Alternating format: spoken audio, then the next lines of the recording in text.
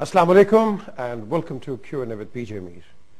आपने पिछला प्रोग्राम देखा, मेरे गेस्ट उस प्रोग्राम में मौलाना फजलुर रहमान अमीर जमीयतुल उलमा इस्लाम, उनसे बातचीत हो रही थी। आज इसका दूसरा हिस्सा है। पहले आपने उनकी मैं कहूँगा एक फिक्र सोच आपने सुनी, आपने उनका एक विजन लिया। आज थोड़ी सियासत पे भी बात करेंगे कि सियासी तौर पे ये पाकिस्तान को अब कहाँ देख रहे हैं, कैसे पा रहे हैं, और हम कैसे एक ऐसे रेजोल्यूशन पे आए कि जहां इन्होंने कल बड़ी इंटरेस्टिंग बात की है कि जो सियासी इंतहाई पसंदी हम देख रहे हैं एक दूसरे के मुतालिक, बड़े सख्त अल्फाज, और उसके बाद फिर इकट्ठे बैठ जाना और फिर कहना कि नहीं जी हम ही पाकिस्तान का फैसला करेंगे। इस सोच को क्या हम खत्म कर सकते हैं और हम पाकिस्तान को आगे ले जा सकते हैं, लेकिन कैसे? तो यहां मैं आपको दोबारा अस्सलाम वालेकुम कहूंगा। और मौलाना साहब ये मुझे बताइए कि ये जो हमारी आपने एक माइंडसेट की तो बात कर दी, एक्सट्रीमिज्म टेररिज्म की, पिछले प्रोग्राम के अंदर, लेकिन ये जो हमारी पॉलिटिकल सोच है जो कि एक दूसरे को, एक तो हम देखते हैं कि आपस में दो सियासी जो कारकुन है, रुकन है, लीडर्स बैठेंगे, बड़ी अच्छी अच्छी बातें करेंगे, बाहर जाएंगे दूसरी स्टेटमेंट्स हो जाएंगी। फिर हम देखते हैं कि अगर आपकी बात नहीं बनती है, तलखियां पैदा हो जाती हैं, गलत जबान इस्तेमाल हो जाते हैं, फिर कारकुन टीवी पे आके लड़ना शुरू कर देते हैं, और जो नई जनरेशन है वो उसको देख के बड़ी हैरान होती है कि अब हमारा क्या बनेगा। ये तो पहली बातों का एक तसलसल है। देखिए, एक है आपका सियासी मौक़िफ़, एक है उस मौक़िफ़ के पीछे आपके रवैये। मौक़िफ़ तो आप तब्दील नहीं कर सकते, वो तो आपका एक अकीदा है या आपका एक नज़रिया है, जो ज़ाहिर है इस पर आपका क्या इख्तियार है। अल्लाह ने जो वदियत किया है, पार्टी का फैसला है, पार्टी का फैसला जो है उसमें तो फिर अपनी ज़ात को की नफ़ी करनी होती है और पार्टी जो है वो असल चीज़ होती है जी। लेकिन उसके पीछे आपके जो रवैये आपके इख्तियार में होते हैं कि मैं ये नज़रिया पेश कर रहा हूँ, इसके नज़रिए पर मैं तनकीद कर रहा हूँ, लेकिन मेरा रवैया जो है उसके खिलाफ इंतहा पसंदाना, सख्त करख्त होना चाहिए, या मैं नरम और आदाब में भी गुफ्तगू कर सकता हूँ और शाइस्तगी के साथ उस पर तनकीद भी कर सकता हूँ। तो ये दोनों चीज़ें आपके, एक आपके इख्तियार में होता है, दूसरा आपके इख्तियार में नहीं होता। मौक़िफ़ देना, नज़रिए का तयन करना, वो पार्टी का फैसला है। पार्टी के फैसले के पीछे आप तय करते हैं कि ये हम रवैया नरम रखेंगे, तनकीद ज़रूर करेंगे। यही MQM है। मेरे ख्याल में कितनी मरतबा मैंने उसके बारे में उस पर तनकीद की है, और अब भी यानी ऐसा नहीं है कि मुझे उस पर तहफ़्फ़ुज़ात नहीं है, लेकिन मुझसे क्यों शिकायत उनको नहीं है? मेरे बारे में इस तरह उनके अंदर वो एक शिद्दत क्यों नहीं आ रही जी, और बाकी लोगों के बारे में क्यों वहाँ पर एक शिद्दत पैदा हो जाती है? अगर मेरे साथ वो बैठेंगे तो बहुत सी शिकायतें वो होंगी जो शायद दूसरों की नज़र मेरे ज़्यादा होंगे उनसे जी, लेकिन इसके बावजूद तरीका ये नहीं है कि आप गालियां दे के और शिद्दत इख्तियार करके और मजीद इंतहा पसंदी की तरफ चले और नुकसान कर लें। लेकिन हम एक दूसरे को बैठ कर समझा भी सकते हैं। दूसरी चीज जो मैं अर्ज करना चाहता हूं, कुछ तो होगी ना हमारे अंदर कमजोरी, सियासी लोगों के अंदर कमजोरी, कुछ फिर उन इख्तिलाफात को जो हमारा मीडिया हवा देता है, अल्लाह अल्लाह अल्लाह अल्लाह अपनी मर्जी से देता है, तो वो बड़ा तबाहकुन होता है। मेरी गुफ्तगू अभी जुमला बाकी है, मेरे मुंह में जुमले डालना, मैं गुफ्तगू करता हूं तो खुद उसका मतलब निकालना, यानी इसका मतलब ये है, यानी आप ये कहना चाहते हैं। अब ये चीजें जो है इतनी एक दूसरे के खिलाफ शिद्दत पैदा करना, फिर जब स्टूडियोज पे आप लोगों को बुलाते हैं, अब जिस सफ को आप बिठा रहे होते हैं, ये पार्टी का ऑफिशियल सफ नहीं होता जी, कि जिसकी राय को पार्टी का फैसला समझा जाए जी। हाँ, जो कुछ उनके इल्म में है, जितना वो जानता है, उतना वो पार्टी के बात कर रहा होता है। लेकिन वहां पर जिस तरह मेरा एक साथी बैठकर बात करेगा, उसकी कमजोर बात को भी यूं लिया जाता है जैसे फजलुर रहमान की राय हो और पार्टी का फैसला हो। बहुत सी बातें ऐसी आ सकती है, कहीं पर वो सही कवर कर लेगा, कहीं पर उसके अंदर कमजोरी होगी कहीं पे, या वो फौरी तौर पर स्टूडियो में बुलाया जाएगा, उसको एजेंडा भी मालूम नहीं होता कि मुझे किस सब्जेक्ट पर वहां बात करनी होती है। मेरे साथ कई दफा ऐसा हुआ है कि जी बुलाया किसी और उन्वान से है, मैं जहन उस हवाले से लेके जा रहा हूं, वहां कोई और इंटरव्यू होता है जी। تو یہ جو میڈیا کی دنیا میں سیاسی لوگوں کو آپس میں لڑا کے تلخیاں، اور پھر جو نیچے والا صف، دوسرے اور تیسرے صف جو آفیشل صف نہیں ہوتا، یا پارلیمنٹ کا ممبر ہوتا ہے، یا صوبائی اسمبلی کا ممبر ہوتا ہے، یا کہیں نچلے صوبے کے یا ضلع کا عہدیدار ہوتا ہے، اور پھر ان کو جو آپس میں لڑا دیا جاتا ہے، اور ایسے ایسے سوالات بیچ میں، تو اس سے مزے لیتے ہیں۔ سیاستدانوں کو خراب کرنے کا مقصد بھی پورا ہوتا ہے، اور میڈیا کے چینل کی ریٹنگ بھی اس سے بڑھتی ہے، سنا ہے کہتے ہیں کہ وہ کافی بڑھ جاتی ہے۔ تو یہ چیزیں جو ہے وہ پھر نتیجے کے اعتبار سے ملک کے لیے مفید نہیں ہوا کرتی۔ اچھا، جب ملک کی ہم بہتری کی بات کرتے ہیں اور کہتے ہیں کہ ملک میں اچھی چیزیں ہونی چاہیے، یہ اسامہ بن لادن کا یہ جو ہوا ہے پورا سین، آپ کیا فیل کرتے ہیں؟ کہ کئی کہتے ہیں کہ اسامہ تھا، کئی کہتے ہیں نہیں تھا، کئی کہتے ہیں پاکستان کو پتہ ہے، کئی کہتے ہیں نہیں پتہ ہے، آپ کیا فیل کرتے ہیں؟ کیونکہ آپ کے تو رشتہ دار بھی اس ایریا میں رہتے ہیں۔ یہ صاحب صاف بات کرنی چاہیے۔ آج کل کی جو دنیا جس میں ہم گزر رہے ہیں، اس دنیا میں سیاست کا جو رخ ہے اس کو تبدیل کرنا شاید برسر زمین نظر آنے والی سیاسی قوتوں کے ہاتھ میں نہیں ہے۔ دنیا کی سیاست کے رخ کو تبدیل کرنے والے لوگ اب زیر زمین ہیں، چاہے سی آئی اے ہو، چاہے آئی ایس آئی ہو، چاہے را ہو، چاہے موساد ہو۔ یہ جو دنیا ہے، اور پھر عسکری تنظیمیں بھی ان کی قیادت عام طور باندھے، جیسے القاعدہ ہے یا دوسرے، وہ زیر زمین ہیں جی۔ یہ جو فیصلے کرتے ہیں، اور اس فیصلوں کے نتیجے میں جو صورتحال ابھرتی ہے، اس سے جو دنیا کی سیاست کا رخ تبدیل ہوتا ہے، اصل وہ چیز ہوتی ہے جی۔ اب جو فضل الرحمان سے آپ پوچھیں گے کہ اسامہ بن لادن اور ایبٹ آباد اور وہاں پر آپریشن، اور وہاں وہ تھا، وہاں وہ نہیں تھا، اس سے میرا کیا تعلق ہے؟ یہ تو جنرل پاشا سے پوچھنے کا سوال ہے، جنرل قیادی سے پوچھنے کا سوال ہے، یہ تو سی آئی اے سے پوچھنے کا سوال ہے، یہ تو ان تنظیموں سے جو زیر زمین دنیا کو جانتے ہیں اور وہاں پر وہ مصروف عمل ہوتے ہیں۔ مجھے کیا سروکار ہے اس قسم کے واقعات سے اور ان قسم کے معاملات سے کہ میں اس پر تبصرے کرتا رہوں؟ یعنی اس کا معنی یہ ہے کہ سب کچھ ہوتا رہے زیر زمین، اور سیاستدان صرف کمنٹس دینے کے لیے رہ جائے، اور پھر اس کے اوپر جناب دنیا جہان کا جو لان تان ہو وہ اس کی طرف متوجہ ہو جائے، اور یہ خود پاک و صاف ہو جائے۔ اور جب صرف ایبٹ آباد واقعے کے حوالے سے غفلت کا ایک تصور سامنے آیا، اور پہلی مرتبہ پاکستان کی فوج اور قیادت جو ہے وہ عوام کی تنقید کا نشانہ بنی، تو یکدم سے وہ پارلیمنٹ میں آئے، اور سارا معاملہ یکدم سے پارلیمنٹ کی طرف پھینک دیا، اور خود پھر واپس اپنی جگہ پہ چلے گئے۔ اور اب ہم جناب بھگت رہے ہیں، اب ہم سوال جواب دے رہے ہیں۔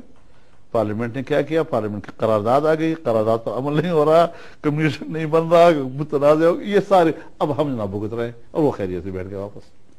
تو اب مجھے بتائیے کہ اب ہمارے پاکستان کے اور امریکہ کے درمیان یہ ایک ٹرسٹ ڈیفیسٹ جو بیچ میں ہمیں نظر آیا ہے، آپ فیل کرتے ہیں کہ ہمارے ان کے ساتھ ریلیشن سٹرونگ ہونے چاہیے، یا ایک میڈیم ریلیشنز رکھنے چاہیے، یا آپ فیل کرتے ہیں کہ اس کو لانگ ٹرم پکا کریں؟ دیکھیے، دوستی کے کچھ اپنے اصول ہوتے ہیں۔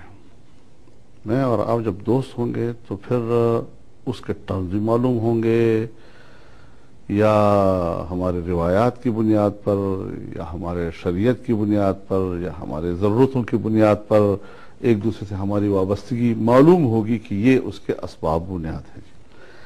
جس دور سے ہم گزر رہے ہیں، اور پاکستان اور امریکہ کی دوستی، جس کا دوستی نام رکھا گیا ہے، یہ دوستی جس ماحول میں چل رہی ہے، جن شرائط پہ چل رہی ہے، تعلقات کی جن بنیادوں پہ چل رہی ہے، یہ دوستی چلنے والی چیز ہے ہی نہیں۔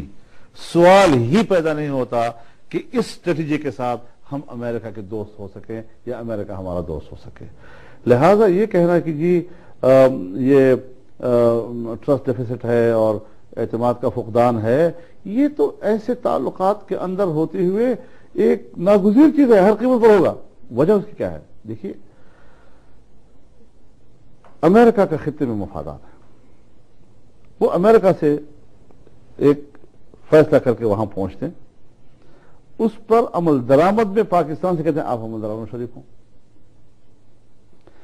اب پاکستان خود بھی ایک ملک ہے، پاکستان کی خود بھی ایک ضرورتیں ہیں، پاکستان کے خود بھی تقاضے ہیں۔ اب جب بین الاقوامی قوتیں یا امریکہ کے تقاضے خطے کے اندر اور پھر پاکستان کے جو اپنے تقاضے ہیں کہیں کہیں تو جا کر ٹکراتے ہیں. فضل الرحمان جو ہے اول سے لے کر آخر تک کہتا ہے کہ ہمارا ان کے تقاضے ٹکرا رہے ہیں، لیکن کسی جگہ پر جا کر تو وزیر اعظم بھی کہتا ہے کہ ہاں فلاں بات ہمارے ان سے ٹکرا رہی ہے. کسی جگہ جا کر تو کیانی صاحب بھی کہتے ہیں، چیخ اٹھتے ہیں کہ جی ہم نے یہ بات نہیں مان سکتے. لہذا جب آقا ایک دفعہ اپنے آپ کو آقا تصور کرتا ہے تو پھر اس کا غلام اور نوکر جو ہے اگر کسی ایک مسئلے پر بھی کہہ دے کہ صاحب بہادر میں آپ کی یہ خدمت نہیں کر سکتا تو پھر وہ گردن زدگی قرار پاتا ہے. لہذا جن شرائط پر ہم امریکہ کے ساتھ دوستی کا نام لے کے چل رہے ہیں، میں دوستی کے حق میں ہوں. دوستیاں دنیا میں ہوتی ہیں، دوستیوں کے بغیر دنیا نہیں چلتی. تعلقات میں پھر آج جو ترقی یافتہ دور ہے اور پوری دنیا گلوبلائز ہے، اس میں تو ہم ایک دوسرے سے لا تعلق رہ کر رہ ہی نہیں سکتے دنیا میں. لیکن ہم اس کو دوستی نہیں کہتے. یہ اس وقت تک تو آقا و غلام کا تعلق ہے. اب جب دوستی کی بات ہوگی تو پھر دوستی کے اپنے ٹرم ہوتے ہیں، اس کا اپنا وقار ہوتا ہے، اس کے اپنے حدود ہوتے ہیں. اس پر جب اس معیار پر آیا جائے گا تو پھر میں بھی حمایت کروں گا. لیکن جس معیار پہ ہم اس وقت چل رہے ہیں اور سفر ہمارا جاری ہے، یہ میرے معیار کے مطابق یہ دوستی کا معیار نہیں ہے، یہ آقا و غلام کا معیار ہے. اور بات کرتے ہیں، ایک بریک کی طرف چلتے ہیں. بریک کے بعد مولانا فضل الرحمان یہاں بیٹھے ہیں میرے ساتھ ARY نیوز لندن اسٹوڈیوز میں. ان سے بات چیت ہو رہی ہے کہ ان کا مائنڈ سیٹ کیا کہہ رہا ہے، ان کے خیالات کیا ہیں پاکستان کے متعلق، امریکن ریلیشنز کے متعلق. تو انہوں نے ابھی بتا دیا ہے، لیکن ہم کیا آپس میں بھی اپنی دوستیوں کو تکڑا کر سکتے ہیں یا نہیں کر سکتے؟ مولانا صاحب اس پہ کیا بات کرتے ہیں، سنیں اس بریک کے بعد.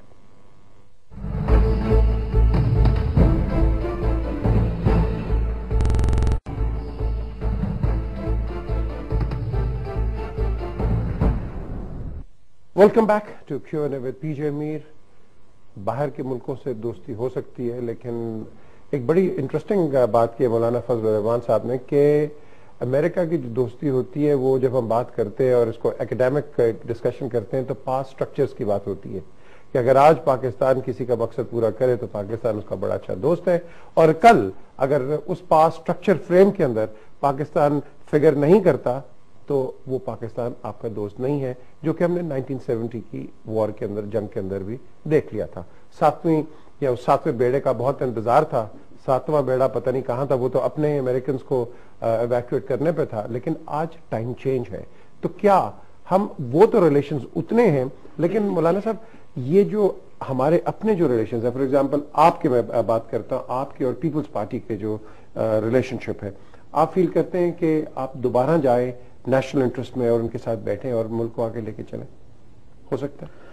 دیکھیے، ایک سیاسی جماعت اگر ایک اپنا وقار رکھتی ہے تو جہاں وہ اپنی نظریات کے حوالے سے ایک مقام اور وقار رکھتی ہے، وہاں اس کے فیصلوں کے اندر بھی ایک وقار آنا چاہیے. اور ظاہر ہے جی کہ ہم اگر ذمہ دار حیثیت میں پارٹی کے اندر ہیں تو ہم کسی کو ریپرزینٹ کر رہے ہوتے ہیں جی، اور گراس روٹ پر جو ہمارا ورکر ہے، ہمارا ہمدرد ہے، ہمارا حمایت کرنے والا ہے، اس کی ہمارے فیصلوں پہ نظر رہتی ہے، اور وہی قیادت اور کارکن کے بیچ میں اعتماد کی بنیاد بنتا ہے. اب ظاہر ہے جی کہ جمعیت علماء ایک جانی پہچانی معروف نظریات اور ایک خاص کلچر اور ایک خاص سوچ کے ساتھ متعارف ہے جی. جب ہم پیپلز پارٹی جیسی حکومت کے ساتھ اتحاد کرتے ہیں یا مسلم لیگ کے ساتھ کرتے ہیں تو ان کو پوری طرح کنوے کیا جاتا ہے کہ یہ آپ کی ترجیحات ہیں، اس پر آپ نے ہمیں ووٹ دیا ہے، اس پر آپ نے قربانیاں دی ہیں، اور میں اسی چیز کو لے کر بات کر رہا ہوں، اس میں نے آگے بڑھنا ہے. اب دنیا تنقید شروع کر دیتی ہے، دیکھو یہ اقتدار کی بھوکے ہیں اور یہ اسلام آباد کے شوقین ہیں، اور وہ ان کا اپنا میدان ہے، ان کے اپنی، ہم اس پہ تو نہیں جا سکتے. ہم نے تو یہ دیکھنا ہے کہ میں ایک نظریاتی میدان میں اپنے نظریے کی خدمت کرنا، اس کو آگے لے جانے میں کتنی ہمت کر سکتا ہوں، اور کوئی اس کو صحیح کہے یا غلط کہے، اس کا حق ہے، اس کا اپنا مسئلہ ہے. لیکن ایک سٹیج ایسا آ جاتا ہے کہ جس میں ہم اس فورم پر اپنے نظریات کے لیے کچھ بھی حاصل نہیں کر سکتے. جب ایک دفعہ ہم نے ایک تجربہ کر لیا اور پھر اختلاف آیا اور پھر ہم نے دھمکی دی اور پھر तलखी आई और फिर सुलह हुई और फिर तलखी आई और फिर सुलह हुई और उसके बावजूद भी कुछ डेवलपमेंट नहीं हो रही, तो फिर एक हतमी नतीजे पर पहुंचा जाता है कि इस फोरम पर शायद मैं अपने नजरिए की खिदमत नहीं कर सकता जी, तो उससे दस्तबरदार होने का फैसला किया गया। अब ये कोई पीपल्स पार्टी को रिलीफ देने का फैसला नहीं होता, इस शौक में नहीं कि जरदारी साहब मुल्क का सदर है तो इसलिए मेरा दोस्त है तो उसको सदर रहना है, लिहाजा मैं फिर हुकूमत में चला जाऊं और फिर उसका नाम यह हो कि अजीम तर मफाद के लिए, मुल्क के अजीम तर मफाद के लिए। बुनियादी बात बिल्कुल यही है कि एक फैसला होता है, वो हो गया, और हम हुकूमत के जो अंदर जिम्मेदारियों की शराकत थी उस शराकत से अब हम दस्तबरदार हैं। अब रही ये बात कि बतौर अपोजिशन पार्टी के हमारा रोल क्या हो सकता है। वैसे तो मैंने अपना एक एहसास आपके सामने रखा कि हम सियासत में इख्तलाफ करेंगे, दबाव भी डालेंगे और जो हालात तकाजा करेंगे, लेकिन उसकी भी एक हुदूद होते हैं। इंतहा पसंदाना अंदाज शायद माजी में भी हम भी तजुर्बों से गुजरे हैं, शायद कोई मुफीद साबित ना हो। और फिर मुल्क हमारा इतना कमजोर है और जमहूरियत इतनी कमजोर है कि हिज़्ब इख्तलाफ में रहने का तो सबको हक है, लेकिन हुकूमत और हिज़्ब इख्तलाफ के अंदर महाजरे की वो कैफियत, क्या जमहूरियत भी उसकी मुतहम्मिल है? मुल्क मुतहम्मिल तो इंशाल्लाह है, लेकिन क्या जमहूरियत उसका निज़ाम भी मुतहम्मिल है? अब अपोजिशन में हम आ गए। अब रही ये बात कि जी एज अपोजिशन हमने क्या रोल अदा करना है, किस हद तक जाना है हमने अपने हुजूम के साथ। हर एक की अपनी तरजीहात होती हैं। जब मेरी तरजीहात का सवाल पैदा हुआ, मसलन एक मजहबी जमात होने के नाते जब नामूस रिसालत का सवाल पैदा हुआ, तो आपने देखा कि हम मैदान में कूदे, कोई परवाह नहीं कि हमने हुकूमत की और हुकूमत के अच्छाइयों बुराइयों के, और ठीक ठाक मैदान में तमाम मजहबी जमातों को लेकर निकले और जमीयत उलमा ने एक मरकजी और महवरी किरदार उसमें अदा किया और हुकूमत को घुटने में टेक करने में मजबूर कर दिया हमने। तो ये एक इतनी बड़ी कामयाबी कि, लेकिन अब अगर मीडिया की दुनिया में वो तरजीह नहीं है, आम सियासी दुनिया में ये कोई बड़ी तरजीह नहीं है, तो उसको लो प्रोफाइल पर रखने की कोशिश जरूर हुई, लेकिन पब्लिक ने रिस्पांस दिया और मिलियन मार्च उस पर हुए और जलसे हुए बहुत बड़े जी। तो अब किसी और पार्टी का कोई और इशू ऐसा आ सकता है जिसकी मैं मुखालिफ तो नहीं हूं, मसलन मैं कोई सूबाई खुद मुख्तारी का मुखालिफ तो नहीं हूं, मैं तो सबसे ज्यादा उसके हक में हूं, लेकिन मुझसे ज्यादा कोई और ऐसा होगा कि जिसकी वो अव्वलीन तरजीह होगी जी, और वो उस पर ज्यादा क्लियर और नुमाया नजर आएगा। लेकिन कुछ चीजें ऐसी होती हैं हम ज्यादा नुमाया नजर आते हैं जी। तो इस हवाले से अब सवाल यह है कि अपोजिशन जो है वो हर उस जमात का नाम है जो हुकूमत में नहीं है। अब ये जितनी हुकूमत में नहीं है वो अपोजिशन बीच में बैठते हैं। अब हुकूमत पर दबाव डालना, उसके लिए नागुज़ीर है ये बात कि अपोजिशन के अंदर एक मजबूत निज़ाम होना चाहिए, और अगर अपोजिशन जमातें मजबूत नहीं है तो कभी भी हुकूमत पर आप दबाव नहीं डाल सकते। फिर हर पार्टी अपनी अपनी जंग लड़ता है जी। और इस फूट का मुस्तकिल फूट अपोजिशन के अंदर डालने का बुनियाद वहां डाली गई जब कौमी असम्बली के कवायद और ज़वाबित में तरमीम की गई कि जी अपोजिशन लीडर वही होगा जिसके पास अक्सरियत होगी अपोजिशन के अरकान की। बाबा एक दंगल तो क़ायद ऐवान के लिए खत्म सज जाता है, क़ायद ऐवान तो अक्सरियत की बुनियाद पर आता है, लेकिन जब अपोजिशन की रिवायात ये रही कि जो लार्जर ग्रुप है उसमें से लीडर अपोजिशन लिया जाता है, भुट्टो साहब के जमाने से ये रिवायत थी, और फिर सवाबदीदी इख्तियार उसके बारे में जो है चेयरमैन को होता है, तो सबको पता होता था कि जी चेयरमैन का या स्पीकर का इख्तियार है, लार्जर ग्रुप जो अगर बिस्मिल्लाह, फिर उसके बाद वो। लेकिन जब यहां पर आप मुकाबले करते हैं और जनाब टेंशन है और मैं भी वोट मांग रहा हूं, आप भी वोट मांग रहे हैं, और फिर अक्सरियत किसकी है और किसकी नहीं, ये इतना बड़ा मुकाबला बीच में आ जाता है कि फिर कभी भी अपोजिशन जो है वो इकट्ठी नहीं होती। और मुझे पता है कि मैं इस इम्तिहान से गुजरा हूं कि उस वक्त फिर कवायद ज़वाबित भी ये नहीं थे, तरमीम से पहले की बात है। आज सेनेट में देखो ना, कवायद ज़वाबित नहीं है, कवायद ज़वाबित यहां नहीं है, लेकिन चेयरमैन ने फैसला किया लार्जर ग्रुप के बारे में, मुस्लिम लीग नून ने क्या हासिल कर दी। अब मुस्लिम लीग नून जो है वो बड़ी पार्टी है अपोजिशन की, इस वक्त कौमी असम्बली में सबसे बड़ी जमात है अपोजिशन की, लेकिन अगर वो अपने अपोजिशन ही के एक ग्रुप के साथ इस कदर महाजराई पे आती है, इससे बेहतर रिलीफ हुकूमत को देने का और क्या होगा। इस बात को जरा समझने की कोशिश करनी चाहिए कि अगर हम अपोजिशन में हैं تو پھر اپوزیشن کے تقاضوں کو سمجھنا چاہیے اور ایک دوسرے کو گنجائشیں دینی چاہیے، نہ یہ کہ ہم ایک دوسرے کے ساتھ محاذرائی کا راستہ لیں۔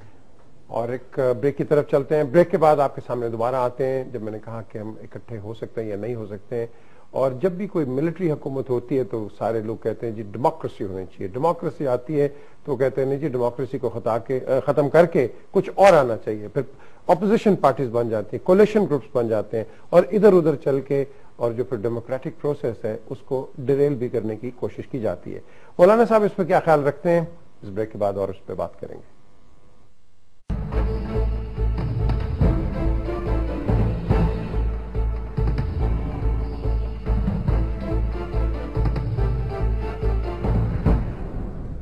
Welcome back to Q&A with PJ میر۔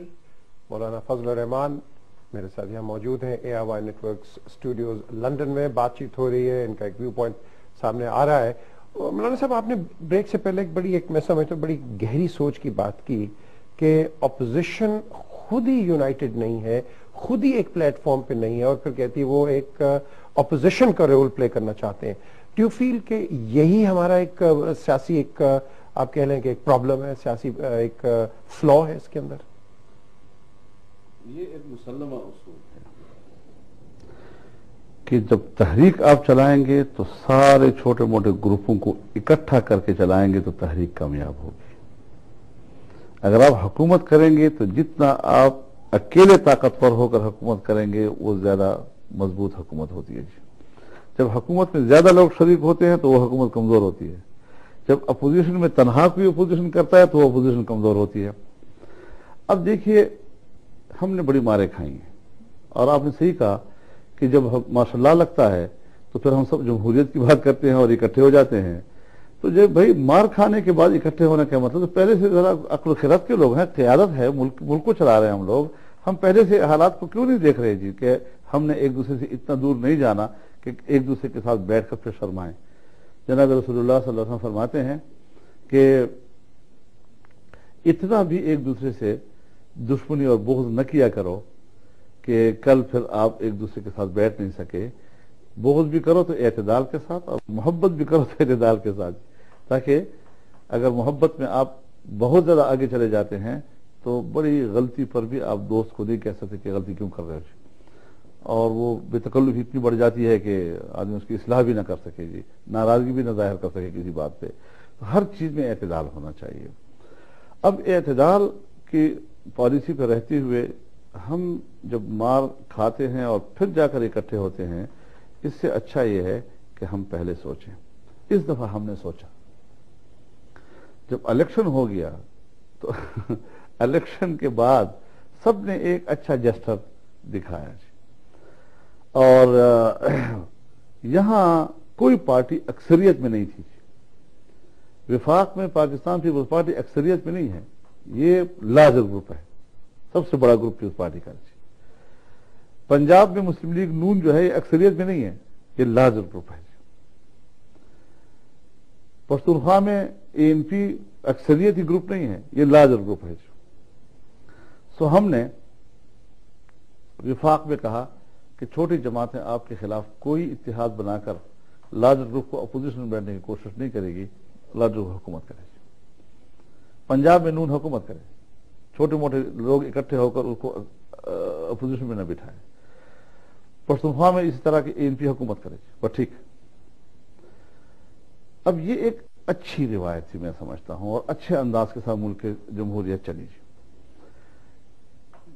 جب سینٹ میں بڑا گروپ اپوزیشن میں JUI کا سامنے آیا، وہی وسیع الظرفی جمعیت علماء کے لیے کیوں نہیں ہے، یہ زیادتی اس کے ساتھ کیوں کی جا رہی ہے، اور الجھا دیا پورے قوم کو۔ اکثریت ان کے پاس اکثریت، ہمارے پاس اکثریت، ان کے پاس، بابا ان کے قواعد ضوابط میں یہ ہے ہی نہیں۔ پھر ہمیں سنا نہیں کہ اب سنا بھی ہے، اور تمام وکلاء نے وہاں پر دلائل دیے کہ جی یہاں پر تو اکثریت و اقلیت کا سوال نہیں ہے، قومی اسمبلی میں ہے، یہاں تو ابھی آئے وہ قواعد ضوابط نہیں آئے سینٹ میں جی۔ لیکن جھگڑا پیدا کر دیا گیا اور لوگوں کے سامنے ایک مسئلہ پیدا کیا گیا۔ اب اقلیت و اکثریت جمہوریت دنیا میں تو اپنی اہمیت کا حامل لفظ تو ہے، پبلک کو تو اپیل کرتا ہے، لیکن یہ ذرا سمجھایا جائے کہ اپوزیشن کے لیے اور لیڈر آف اپوزیشن کے لیے ایک چیئرمین کا ثوابدید بھی ہوتا ہے، اور روایات یہ ہیں کہ لاجر گروپ جو ہے اس کو اس منصب پہ بٹھایا جاتا ہے۔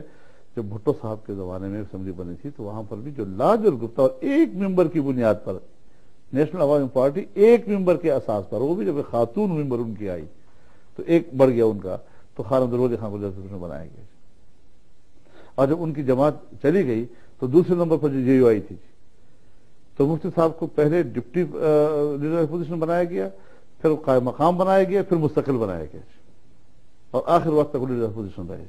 کسی نے چیلنج نہیں کیا اس کو کہ بھئی آپ کے ساتھ 7 آدمی ہیں، آپ اتنی بڑی اپوزیشن کی کس طرح خود بخود قیادت کر رہے ہیں۔ یہ سوال کبھی بھی سامنے نہیں آیا۔ جمعیت علماء کے لیے آج یہ سوال کیوں پیدا کیا گیا؟ تو جب مذہبی جماعت کے بارے میں اس قسم کا رویہ کوئی پارٹی اپنائے گی تو اس پہ ناراضگی تو آتی ہے، گلہ تو آتا ہے کہ بھئی ایسا کیوں کیا جا رہا ہے جی؟ اب اگر عبدالغفور حیدری کو اپوزیشن بنا جاتا ہے تو یہ تو پھر پارٹی کے تعاون سے ہو رہا ہے، اب تو حکومت والے آپ کو بٹھا رہے ہیں جی۔ اچھا اگر ڈار صاحب بیٹھ جاتے پھر وہ حکومت نہ ہوتا؟ یعنی اپوزیشن کی قیادت لینا، اس کو بھی جب ہمارے حوالے سے بات ہوتی ہے تو حکومت کے ساتھ تعاون اور تعلق سے تعبیر کر لیا جاتا ہے، تو یہ کردار کشی نہیں ہے ایک پارٹی کی۔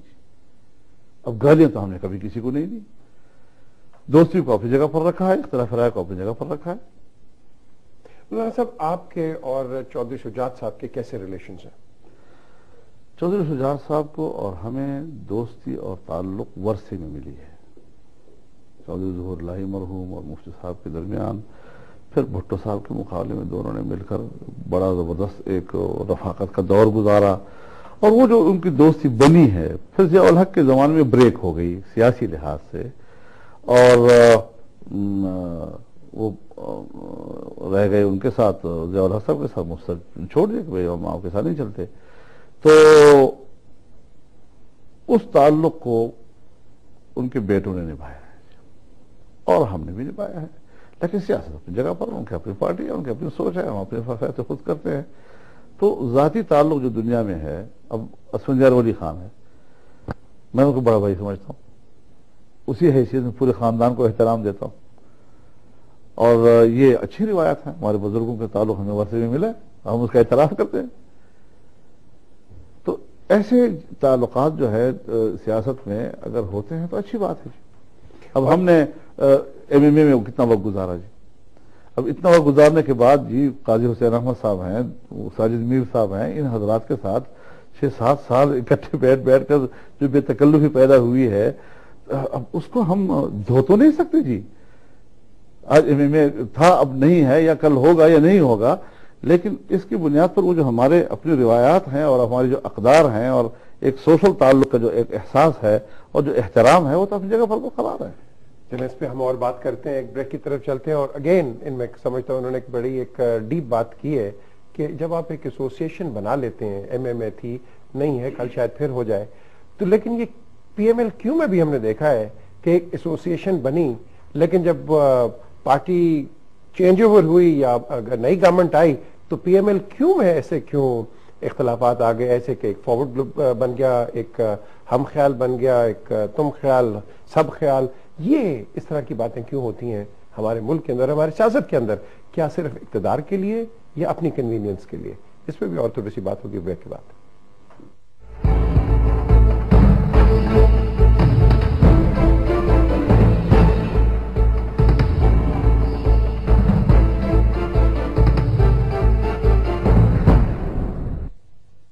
پہنا یہ فون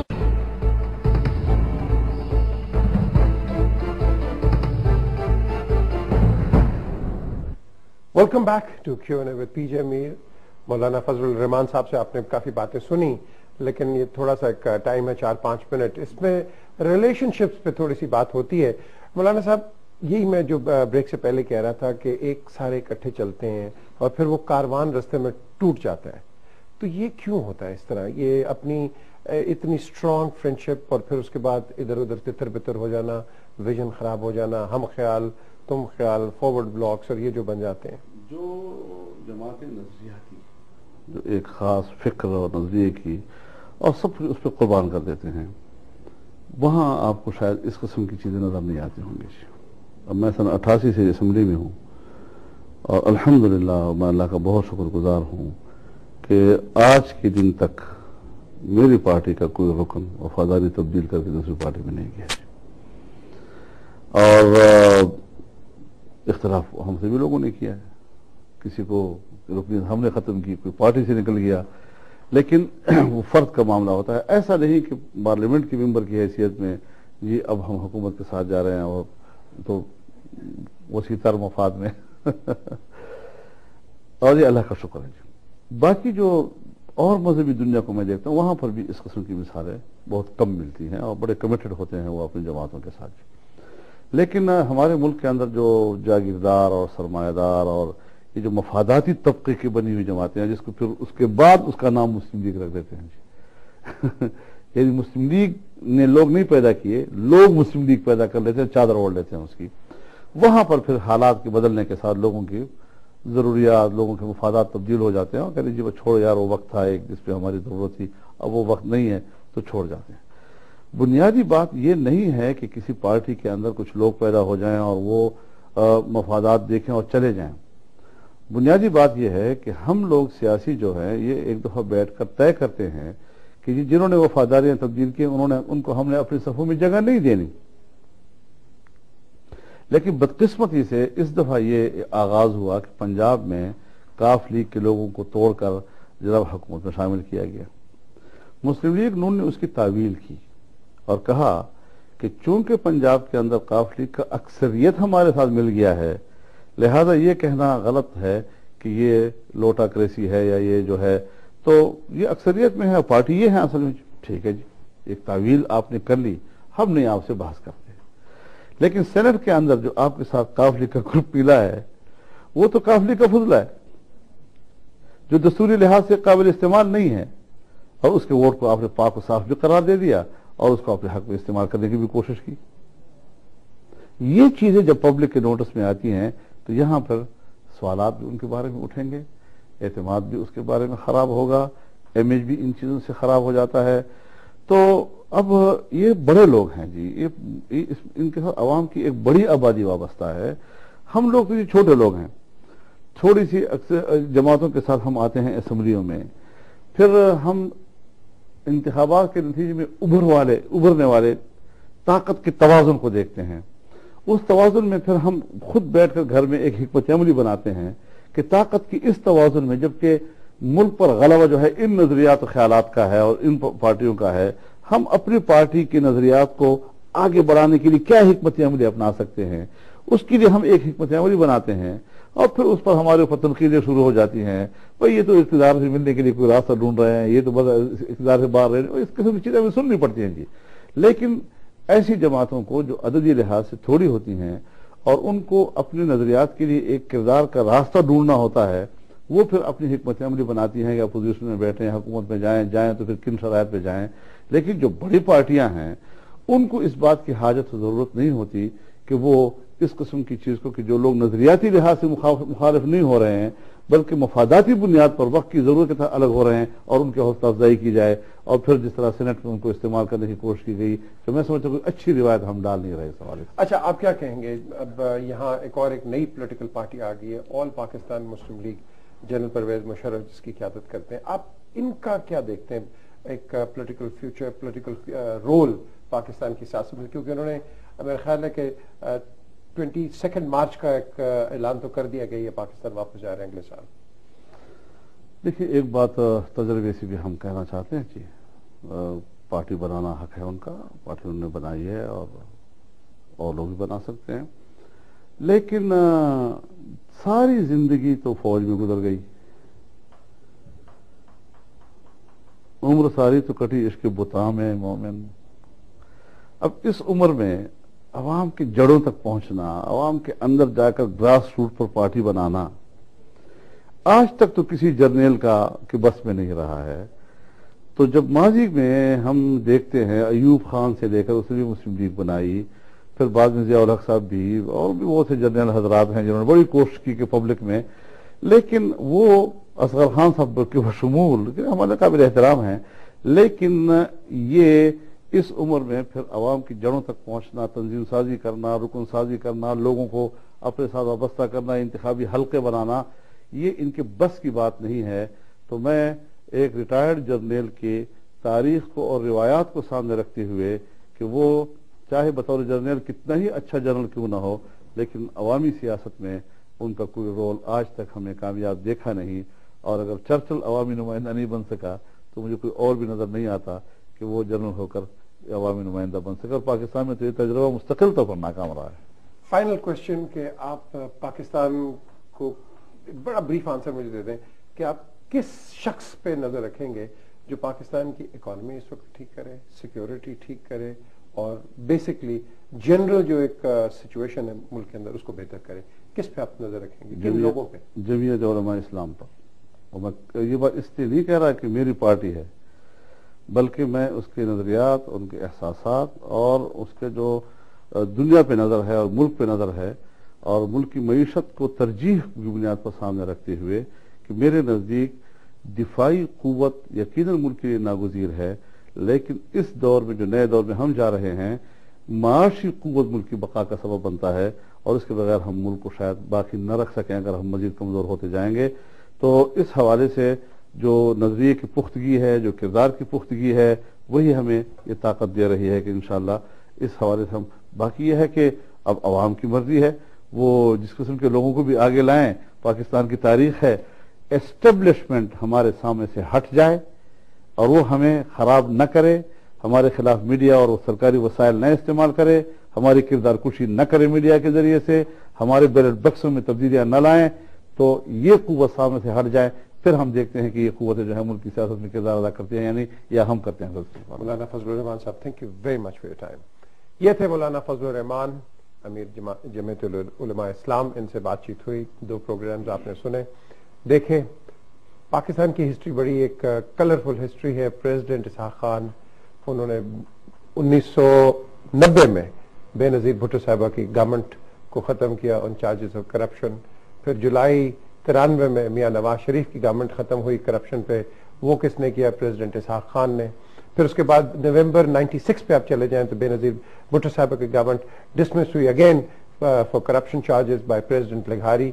अक्टूबर 99 को आप ले लें, आर्मी टेक्स ओवर के जिस वक्त जनरल मुशर्रफ जहाज में बैठे हुए थे। अब हमारे पास लेटेस्ट है प्रेसिडेंट जरदारी, जो कि एक डेमोक्रेटिकली इलेक्टेड प्रेसिडेंट आए हैं, खुद तो बैठ के क्योंकि किसी ने धक्का देके तो नहीं उनको बिठाया, लोग ही उनको लेके आए हैं और आज वो भी एक टारगेट बन रहे हैं। अब हम चाहते क्या हैं, ये है बहुत बड़ा सवाल। मौलाना फजलुर रहमान साहब की आपने बातें सुन ली, एक पे समझता हूँ बड़ा एक डीप विजन उन्होंने दिया है, एक फिक्र करने का, एक सोचने का एक आपको मौका दिया। सोचें, फिक्र करें और पाकिस्तान को नंबर 1 रखें। खुदा हाफिज़।